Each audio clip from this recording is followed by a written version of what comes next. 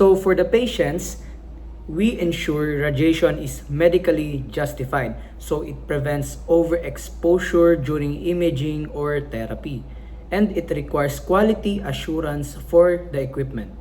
So for the public, it controls environmental contamination, requires proper waste management, and regulates transport and storage of radioactive materials. So let's move forward to comparing and contrasting the DOH AO number 2020-0035 and DOH AO number 2022-0022. So for the DOH Administrative Order number 2020-0035, it focuses mainly on strengthening radiation safety, quality assurance, and regulatory compliance in diagnostic and therapeutic radiologic facilities.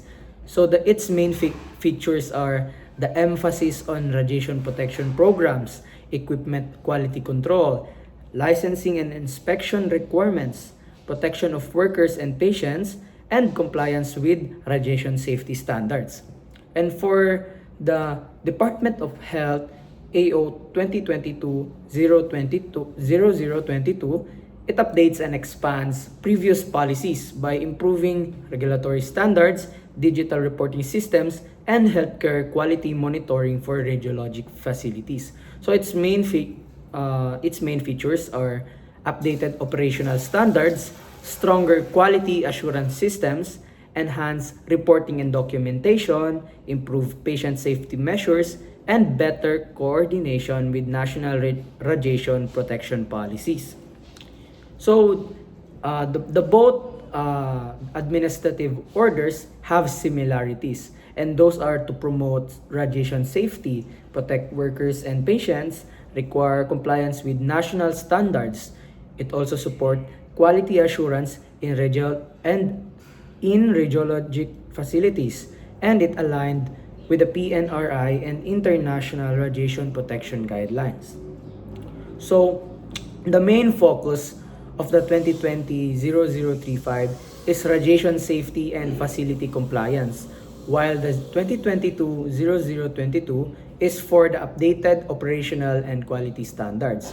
And the coverage for the 2020-0035 are the basic regulatory implementation, while for the 2022-0022 is for expanded monitoring and reporting.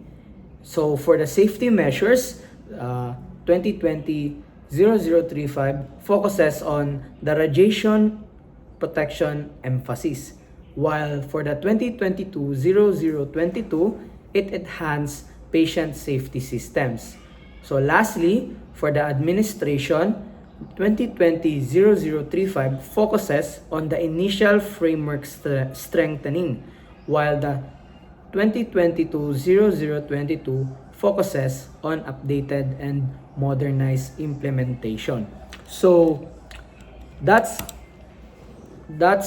all the similarities and differences between the DOH Administrative Order number 2020-0035 and the DOH Administrative Order number 2022-0022.